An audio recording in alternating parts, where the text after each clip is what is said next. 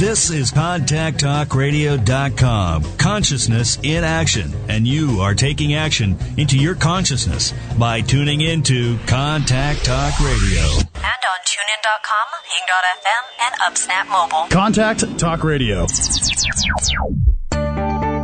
Throughout the nation and around the globe, from his heart to yours, it's Dear James Live on the radio, here on the Contact Talk Radio Network, bringing you intuitive insight, answers, and advice to your life questions. Hello, everyone, and welcome to Dear James Live. Express yourself, tell it like it is, and then hear what Dear James has to say. And today's topic is sex and sensuality. And, before I get into, I'm going to do a little bit of quick housekeeping, and then I'm going to come back to how this topic came about. And I want to remind everyone at the top of the hour that it is of course, an all live, all call-in show. And so I want you to express yourselves. I want you to call in and tell it like it is. And when you think about sex and sensuality, that can be very literal or it can be very figuratively. It can be anything to do with relationships and sex and love and sensuality and how to discover it, how to tone it down or temper it, how to reignite it. So really, we're talking about the overall arching topics of sex and sensuality today on Express Yourself. So have the courage to call in live. It's an amazing experience when you do. You get to hear what the universe has to say with what's going on with yourself or in your life or your relationship. The toll-free number is 877-230-3062. And like always, the first two callers will receive a free complimentary intuitive consultation, a private consultation with myself after the show. So that's always a perk and an incentive.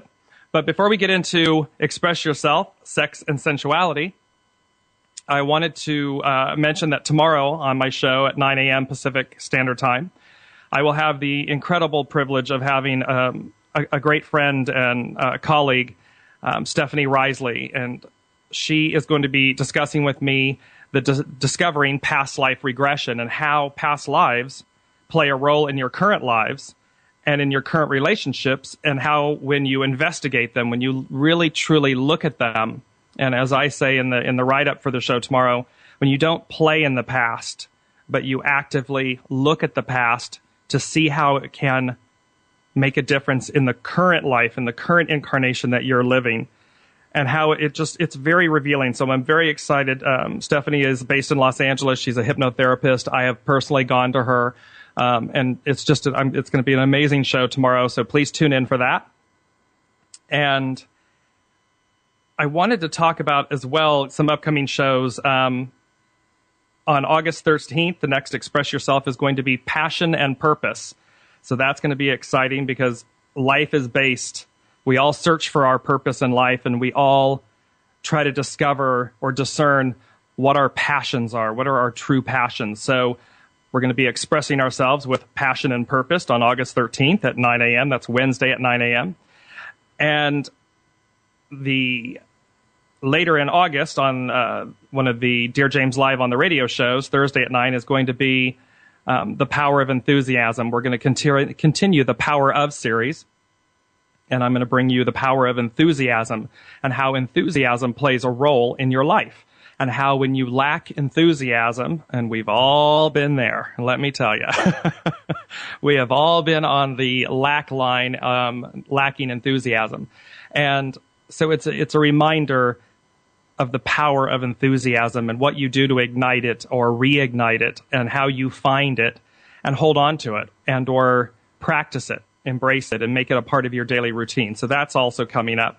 And then somewhere in early September or mid-September, I will have an incredible privilege. Again, it'll be one of the Thursday shows, Dear James Live on the radio, and to have Chris Griscombe, who is the founder of the Light Institute, who created the Institute, and it does multi-incarnational work. So again, looking at past lives, but Chris's belief is that time truly doesn't exist, that all things are happening at one time, and thereby she looks at it from a multi-incarnational aspect, that it's all happening at the same time.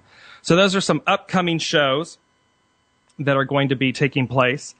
And again, as I remind you, have the courage to call in. I know everyone is petrified. I will share with you as we go through the show today some interesting how this topic came about, and then just interacting with different friends and so forth, and the reaction to the show, Sex and Sensuality and so forth. But, have the courage to call in live.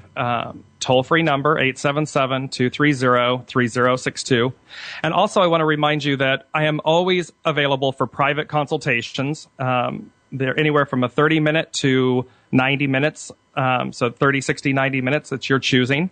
You can book those private intuitive consultations at DearJames.com. Click on consultations. You'll see all of the information there and how to book the appointment. And also to submit your questions to Dear James for the advice column. Those are free. You can go to DearJames.com. You click on Ask, and you'll see a form there, and you just put in your information, tell me what's going on or ask your question, and then it will come to me and I will reply via the advice column. And it's a great way to interact and get intuitive insight, answers, and advice to your life questions. And that's what Dear James is all about. So thank you all so much for listening. This is very exciting. So I'm going to kind of jump in with today's topic and how it came about. Every show comes about because I'm guided by the universe. I'm guided as to what I'm meant to convey or what I'm meant to talk about. And as I was doing the shows and so forth, and the one popped into my head, Sex and Sensuality. And I'm going to be incredibly honest here and say to you, I paused. I went, wow, are you sure? I mean, are you, universe, are you sure we want to go there? Is this, and they were like, Sex and Sensuality. And I'm like, okay. And so I'm always compelled, if you will. I'm very much compelled to talk about the shows that I talk about. And it's an act of surrender. It's an act of letting our guard down to talk about things that we might be uncomfortable talking about, or that are uncomfortable talking about in a public forum sometimes, or in a sometimes we only express ourselves within our very intimate inner circle. And even then, do we really express ourselves? Do we really express all of us? Or do we hold pieces back because of fear, or fear that somebody won't understand us, fear of lack of empathy or compassion, or, somebody might be, that one, that's freaky, or, those types of things. So it's that old adage of how well do we really know someone? And that answer, I think, is in the sense of how well do we really know ourselves, or are we willing to let others really see us? And so, of course, as with any topic, the three taboos, if you will, they're not taboos, but, the three: sex, politics, and religion. They're always a lively topic, a lively debate, a lively discussion. And so that's how Express Yourself, Sex and Sensuality came to be. It was the universe saying, no, this is a conversation that needs to be had. This is one that we need to get people talking about and discuss it, because on its surface, it sounds like, it's about sex or sensuality. But that's such a topical layer. That is such a topical cop-out, is what they're saying to me. It's like, that's a cop-out, because sex and sensuality is far, far more than the topical act, the physical act. Sex and sensuality is about the inner soul, the inner being, the expression of that soul. And so it's a much more layered, much more topic of depth. There's so much depth there. And I don't know that we'll do it justice all in one show, but we're going to talk about sex and sensuality. We're going to talk about how that plays a role in our development, in our psyche, in our confidence, in our intimate relations, in our exchanges as a society, in our gender the ability for genders to even speak with one another or hear one another. It's all about sex and sensuality. It's such a developing core item. So again, I'm going to remind you, we're taking your calls live today to talk about sex and sensuality. Have the courage to call in. It's not as scary a topic as you think. And, you can use a pseudonym or whatever you need to do, but talk about what's going on. Talk about this relationship. It's ringing true to you. You're sitting there and you're wondering whether you should pick up the phone and call in and talk about it. Just do it. Nobody's going to know who you are. And it's a way to express yourself and really find out or receive insight. And that's really important. And the perk is you get a free 30-minute reading. So that's important as well. 877-230-3062. Now, I was doing an intuitive consultation yesterday, and there was something that really struck me and that it played into this topic for today. And it was all about how we are taught from the earliest ages of our arrival on Earth, if you will, about competition and about I or me, I want. And it was there was a revelation that came to me from the universe of ego competes, the soul creates. And thereby, we often lead and live our lives with our ego foot first. If we think of 2 feet, one being the ego and one being the soul, the other being the soul, 99.9% of the time, with 99.9% of the people, we lead with an ego foot. And that ego foot is all about competition. And when you relate that in thought to sex and sensuality, one of the greatest ego boosters and one of the greatest controllers, competitions and controllers, is all about sex. Sex sells. Sex sells in commercials. They utilize it for every commercial, it's an ego-driven component. And when you lead with your ego foot, your ego self, you're competing. And when you compete in that arena, the lessons that you receive are exactly that. They're ego lessons. But when we lead with our soul foot, then you're leading with your highest self. You're aligned with your highest self. You're aligned with your soul or spirit self. And thus you're creating. So you never have to compete for something. And when you're creating that, then the lessons that you achieve by leading with your soul foot first, your soul or spirit self first, you come to understand the greater depth and meaning of sexual expression or sensuality. You come to understand its alignment and its purpose with the soul. And that, when it's used in, as a battering ram, if you will, when people use sex or sensuality to get what they want, or to manipulate or control another, or to dominate another, then all of those lessons, all of those ego lessons are going to be brought home to roost, because that's where you started. That's where you originated. You originated from a place of ego, of control, of dominance, of fear, of oppression, all of those types of things. But when you lead with your soul foot, your soul spirit self, you create. You create magic. You create opportunities. You create moments of sensuality. You create oneness with your partner and whomever you might be with. And so the lesson of yesterday's reading, which arced into today's show, was lead. The universe wants us all to lead with our soul or spirit self.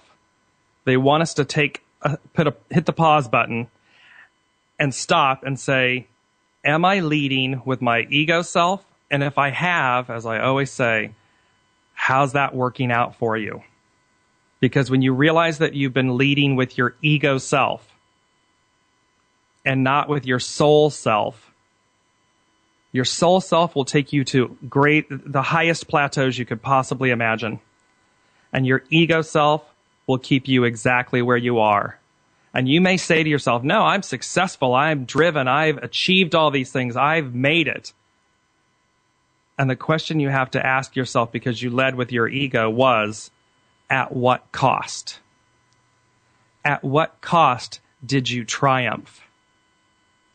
And this is for people, this is for corporations, this is for governance. At what cost did you win or control? At what cost? Because there is always a cost.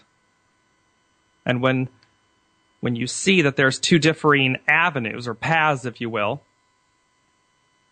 one is going to be of the soul. One is going to be guiding you to higher plateaus, to higher accolades, to higher abundance.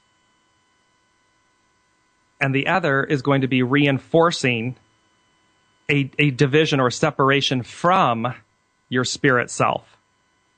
It's still the same person, but it's been pulled apart. It's been split. And thereby, when you lead with that ego foot or that ego self, it takes you through experiences where you are harming yourself. And it's not to say that you don't have ego.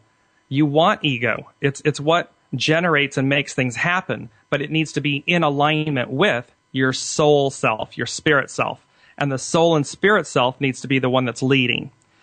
So we're going to talk more after the break about sex and sensuality and how choosing our soul self first is the way to go. And it's the way that will lead you, and you'll get to a multi-layered and a better, I hope, understanding of sex and sensuality and how to communicate. And that's the key issue. Is when we come back, sex and sensuality is all about communication.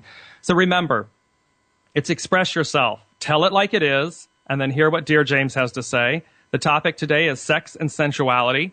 It doesn't have to be, your questions do not have to be on topic. It can be something else if that's what you're comfortable with calling in. It's an open live call. It's an open live show. It's all about providing you with intuitive insight, answers, and advice to your life questions.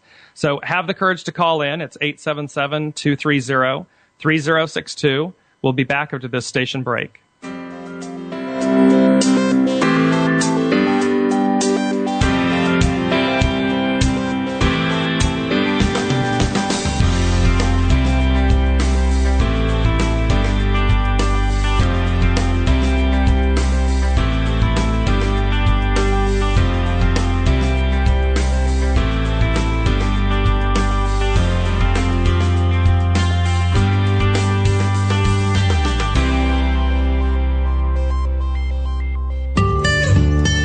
The desire to be more consciously enlightened is innate. Do you feel there's more to life? If so, find the resource that's right for you by going to DearJames.com/resources. You are the reality you create. Make it a great one. When you ask a question, the universe hears you, and in a multitude of ways, they seek to communicate with you to provide the intuitive insight, answers, and advice you seek. From serious to silly, monumental to mundane, there's nothing the universe can't cover. Maybe the insight you receive is exactly the affirmation you were looking for. Then again, it may just give you a whole new perspective on things. And that's the beauty of the universe. Submit your question to Dear James at DearJames.com and click Ask. Available for private, individual, group, and corporate consultations, Dear James will provide you with the intuitive insight, answers, and advice to your life questions. Schedule your consultation by going to www.dearjames.com and click on Consultation.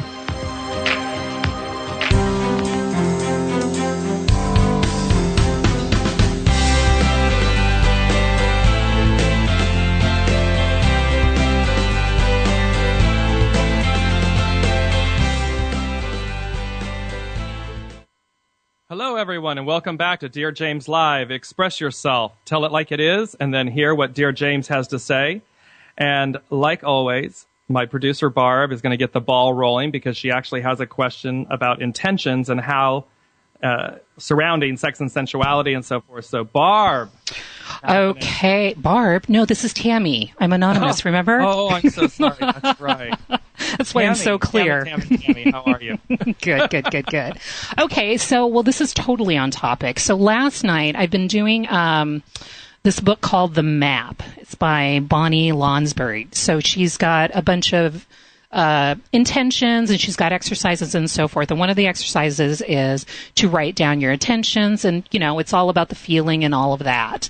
So, rather than, believe me, there's 20 million other things I should be doing intentions, but mine was for love and relationship, So anyway, so I'm talking and, just one second. There we go. Anyway, so, it's about love and relationships. So I'm like, how do I get back to that feeling? So no lie. So this is so funny.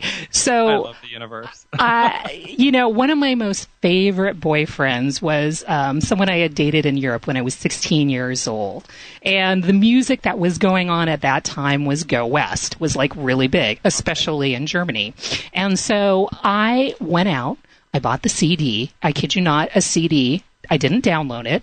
I went and bought the CD. You went old school. Okay. I went old school. I was listening to it in my car. And I literally, and it's probably because the lead singer has the same eyes that my boyfriend had.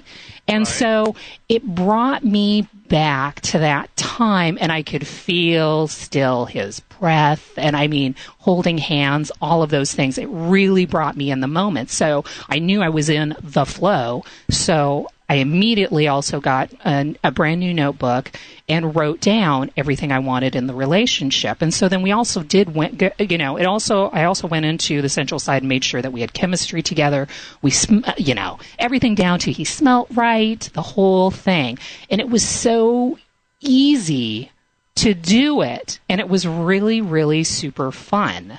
So it's like, I guess the intentions, I'm guessing, will work better if you are in a flow like that, as opposed to, I got to pay rent, or I got to pay the mortgage. I don't know what song is going to connect you with that, but you know what I mean? So anyway, so my question would be to you, because I've gotten into the flow, I think I've done it, and I'm actually good with letting it go. It's just like, I'm like, that was a good thing. And it was, like I said, it was a summer boyfriend. So, of course, nothing went wrong. Of course not. You just said bye-bye. Right. And you're just like, goodbye. It's all, da-da-da-da. And there was no, if I would have stayed, all this kind of stuff. It was really, really great. So he was like the perfect guinea pig to use, so to speak. Right. Okay. So what are you getting that, are we good? Should we, is there anything, should I move on to a new subject? No, so no, this is good. Because basically what that, being in the flow, and what I'm getting is that this was kind of like, for lack of better words, puppy love. Right. When we call it that puppy love, totally. There's nothing else. I can't breathe if I don't have it, all that good stuff. Everything's blooming and blossoming and all of that good stuff. And this, the reason, what they're saying is, out of everything going on and all of the intentions you could have been drawn to, right, they drew you to this one. Right. And they drew it to you because they wanted you to feel again. They wanted you to trust again. There we go. Because I totally do. There's nothing in there that's like, oh my God, is it going to happen? Is it going to happen? It's not going to happen. Is that the guy? Is that the guy? No, that's not him. Wait, you, Starbucks line, here. No, and it's not about that, but it's the point. What they were getting at, what they're saying to me is, this was about kind of more of a deep-rooted thing of reigniting your passions, reigniting that fire. And I totally felt it. Yeah, and because we get going in it, and especially in life and relationships. I always say life happens. Mm-hmm. Life happens, and especially you're married. I'm speaking in general, not but not with you specifically, Tammy, that in life, you get married, you have kids, all this stuff life happens, and it's ballet and soccer and and life and school, and we forget our fire. We forget to ignite or reignite that fire, that passion that sex and sensuality typically provide. It's what I guess I'm trying to say is the literal act of sex becomes an obligation. I mean, there are seriously people that schedule it in or schedule it out. Right. I don't have time for that. Right. I can barely keep my eyes open and my head off, on the pillow. I don't have time for sex or sensuality. Right.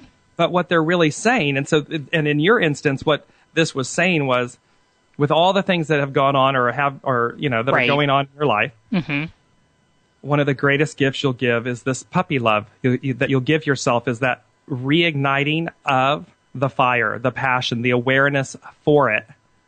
Not the search for it, but the awareness of the gift it brings in you. Oh, very good. You see what I mean? No. It's a completely, yeah. The search is a different thing. Yeah. Yeah, search is a whole different. Then you're missing the point of of why the puppy love is being presented. Exactly. Because it wasn't just this guy or the college guy it was the kind of like the summer love guy. Right. It was the one that, it was. I mean, literally saying goodbye was like in a teenage, could have been in a movie. Right. The cries, the tears, the turnaround 7 times, the wave. Right. It was great. And I always look back and I'm like, that's my favorite boyfriend. Which, and there, because it was all about passion and purpose and life and excitement and formidable and I can do anything. And, it's that conquering thing of life. It's what propels us. And so this was very much, out of all the intentions, they were really saying to you, it's the mojo one. They wanted you to get the puppy love back. Right, and they couldn't stop writing. It's almost like, and then it just, kept on coming. You're like, this is so great. This is so great. These are all the things I want. And I go, and then this, and and Dan. It was really, and I guess that's too when you're writing down the intentions. You got to have that. And I think that's also what it taught me is like, I've written intentions for years. And I think this was the first time that it went back to when it was exciting again. Because I guess it gets to a point where it's like, write down your intentions, do this, stand on your left foot, light an orange candle, things like that. And this was really like, oh my God, super flowing. I kept on writing. I was super passionate about it. And then, I'd get up, watch TV, and then I'd write some more, because that was the thing. You can amend it any way you want. And I was like, oh, I super, super connect this time. And I'm like, I'm okay with it. I'm not freaked out about it. No, and you shouldn't be, because it's far, as I said early at the top of the show, it's far deeper. This is sex and sensuality and the derivatives thereof are so multi-layered. And when you realize that the intention of a mate or the sensuality or the sexuality, the compatibility that you want in that mate, it's because it's multi-layered. It has such depth. It's not about just the physical act. It's about the depth, the underlining depth behind it. I mean, you jokingly say, that he smells right, but that triggers, the power of the smell and what that triggers in us. Right. It sense memory. It's exactly sense memory. And it's so full of depth that it can, just consume you in the most beautiful way, or it can repel you. No, and you're completely right. Yeah, that it could go either way. It goes either way. But then, and that's how you realize we need to start looking at sex and sensuality for its greater depths, not its topical stereotypes because that doesn't, because it goes deeper than that. Not only is it, the chemistry that you have together, because believe me, you can have chemistry with someone and you cannot stand each other.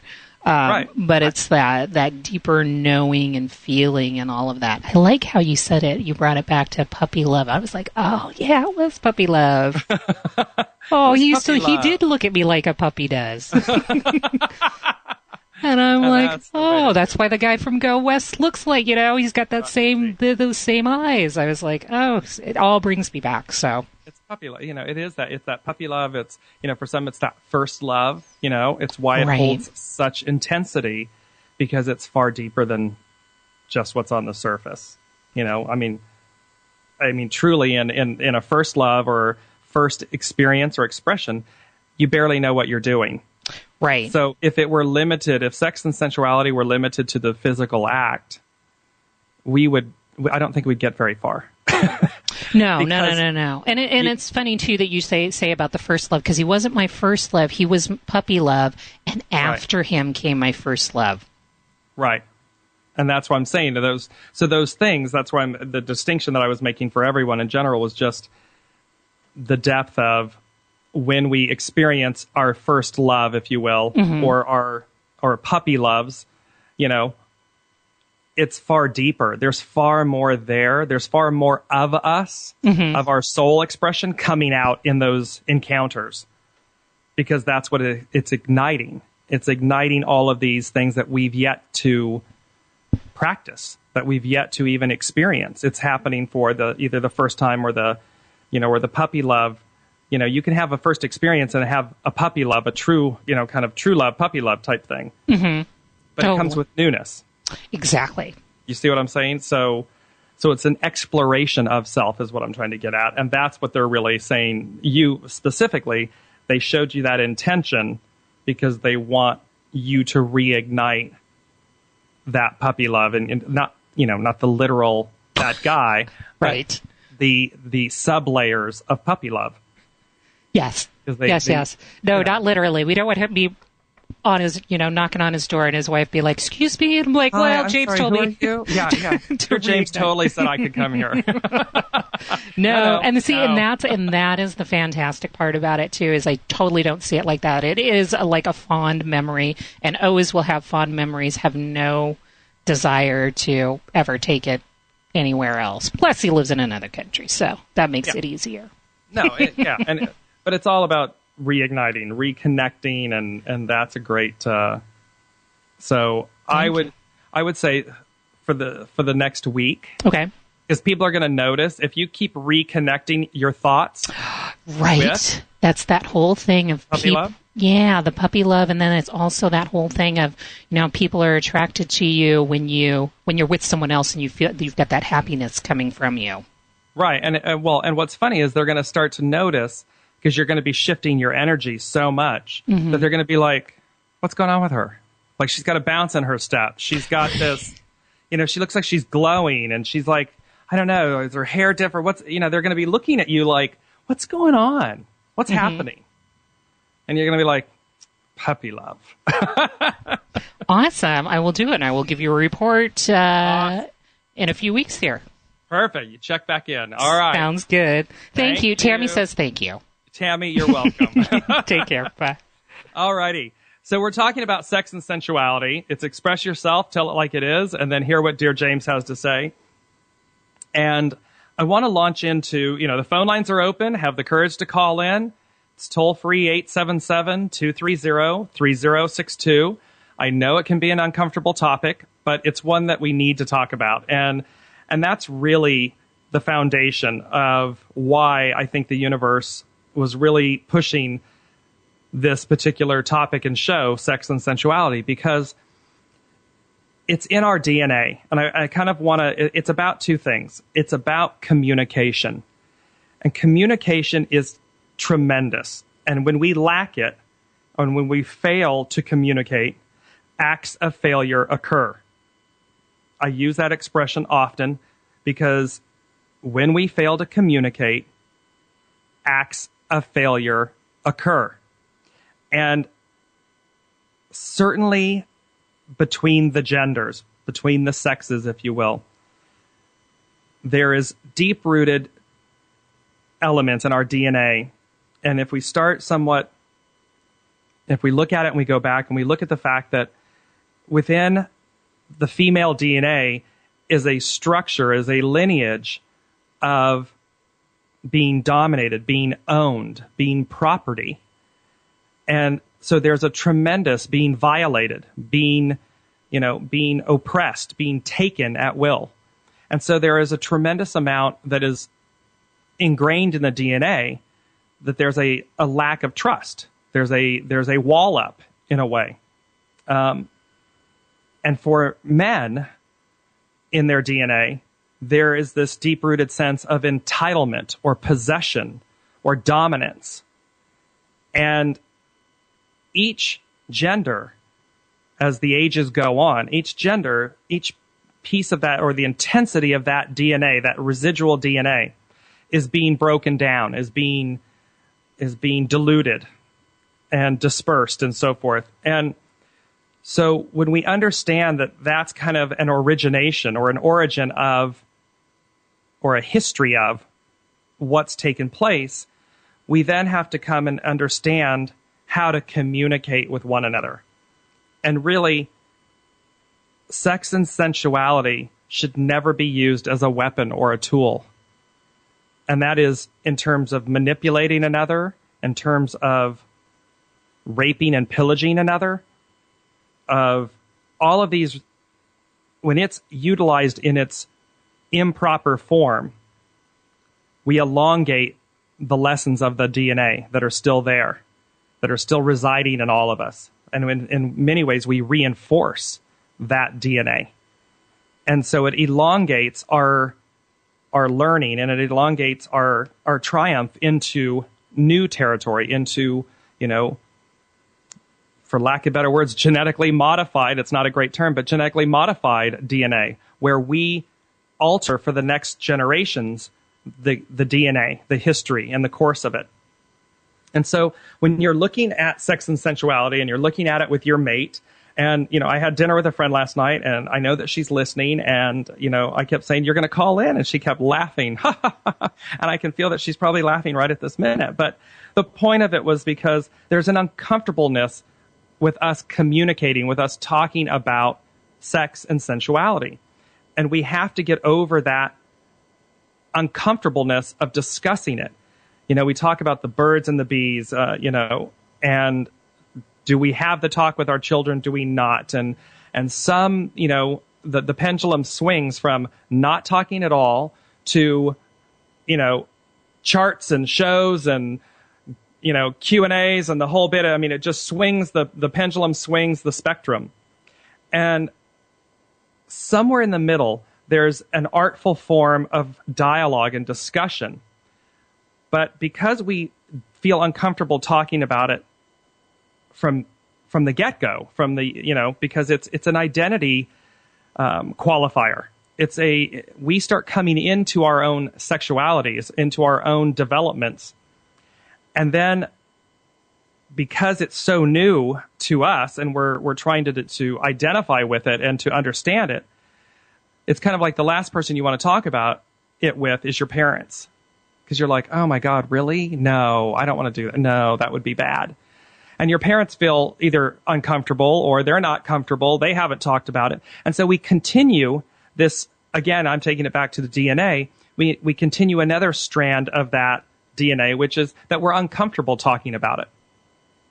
And we need to break these cycles. We need to break them down and start dissipating them. And within relationships, communication is key. And something that I want to express is that the universe is saying to each male and each female out there, when you communicate and when you trust, and for gentlemen listening, guys, women always think that you have an agenda and that you have an intention, and that agenda and intention is sex. Period. End of story. It's coming at them. They know it. It's like the clock never stops. It's a 24/7 running clock, and it's all about sex, sex, sex, sex, sex. That's the only thing. That's your agenda. And so what you need to understand, and I'm talking to the male listeners at the moment, guys, what we need to understand and what we need to practice and achieve is the art of communication and the art of intimacy without an expectation or an end result. You have to be authentic in spending time with your partner, with your girlfriend, with your wife. You have to have the artful act of communication, of romance, just pure romance and intimacy. Because without, and I'm saying this again, without the expectation or the intention of sex, they are sole and separate of. And when you then realize that you can achieve a far deeper resonance, a far deeper act of intimacy with your partner than the physical act of sex, because it's going to last far longer. It's going to be an incredible memory. Then you begin to break down and dilute the DNA that your female counterpart or partner is holding, because there is a very clear, not fear, but the word that they're giving, resentment in a certain way, is women come from a place of wanting intimacy. They're wanting the art of communication and intimacy and to be romanced without the expectation. And one of the greatest examples of that is if you look at heterosexual women with gay men. They let their hair down because they know they can. They are just themselves. They express themselves. They can laugh and dance and just be completely themselves without any expectation. They can flirt. They can do whatever they want. And they know that there's no expectation of sex at the end of the day, the night, the encounter. And that's the gift. That's what they're looking for. Women are looking for this same, not all the time, of course. That's not what I'm saying. But they're looking for this balance of demonstrate your friendship to me, demonstrate your romance to me, demonstrate your playfulness with me, demonstrate your spontaneousness with me, demonstrate your soul with me without the added hook or intention or agenda of sex. It's a very easy thing to break. And I mean break as in stop doing. And it's going to take it's willful action. It's going to take willful intention. So we're talking about sex and sensuality and how we interact as genders and how we interact between heterosexuals and homosexuals and sex and sensuality. It's a very deep, multi-layered topic. And we're expressing ourselves here on Dear James Live. Express yourself, tell it like it is, and then hear what Dear James has to say. We'll be back after this station break.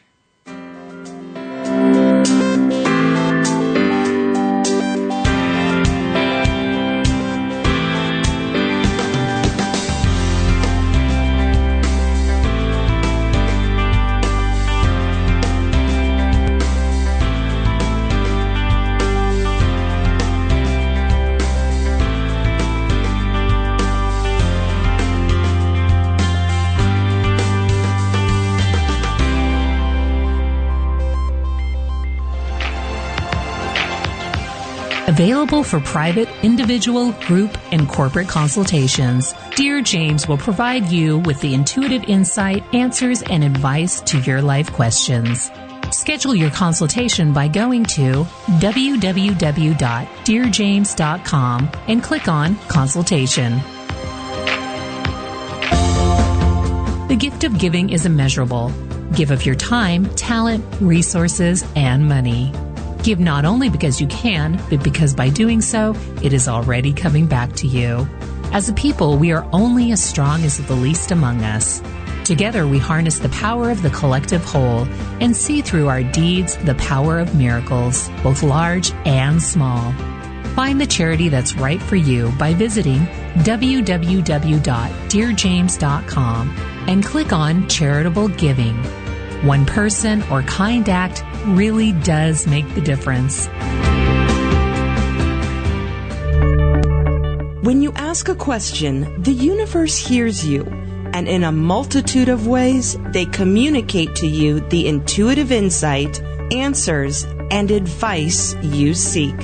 Ask Dear James a question and experience the magic of the universe. Visit DearJames.com and click Ask.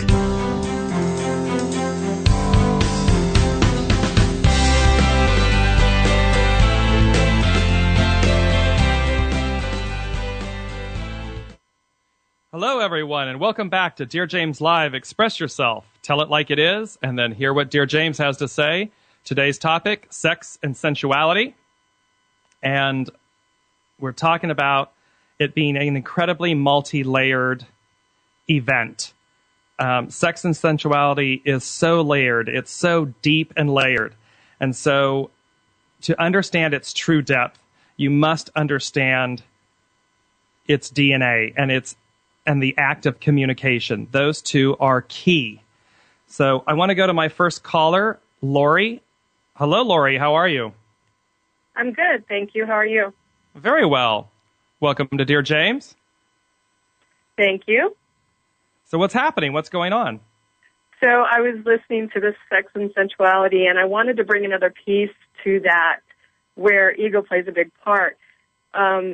With sex and sexuality and the act, we also talk about diseases that come with that. Yes. That sometimes damage a person and how they view sex and sexuality and tie that to themselves.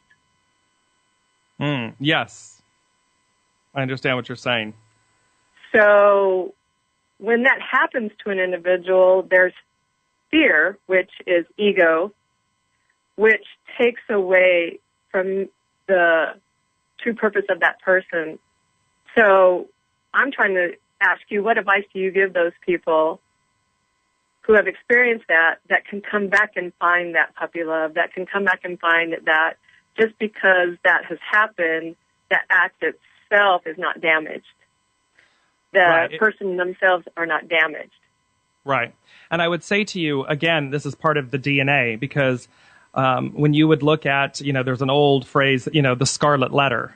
They were branded with a scarlet letter. And when we look typically with women, and I'm glad you brought this up because it's going to play to I'm going to do this in two parts. Part of this is there's an act of, or there's an expectation that are placed on women that they are meant, it's a double standard. And it's this act of women are meant to be chaste and pure, and they're meant to be, they're meant to be virgins. They're meant to be all of these clean, pure entities. Otherwise, somehow they are sullied, if you will. They can have a scarlet letter. So a woman is not allowed to express herself sexually in an equivalent manner as a man. And that is something that's ingrained still in our DNA, and culturally we are working through it. It is unlayering itself, as you see, from the women's movement to all of these things where they were bringing about and burning their bras and feminism and all of these things.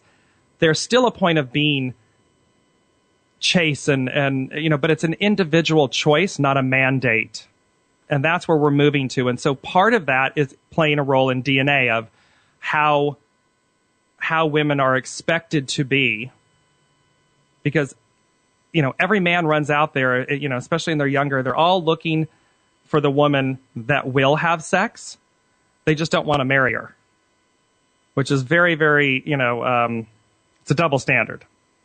Answering your specific question, because that plays a role in, then we come back to if, in fact, how a sexually transmitted disease can play a role in or completely collapse your sexuality and sensuality, because it is fear-based. And what it's lacking is communication. There's still an underlying current that you will be judged, that you will be, and so you fear this judgment. And so you then seek to hide it or cover it up, or you seek to not engage at all. You disengage. And that is an act that's only hurting yourself. If you have the right partner, and if you have the will to confidently express, and I know it can be challenging, but one can say that you wouldn't want the man that wasn't capable of understanding or being empathetic to that particular circumstance, if you will, or fact.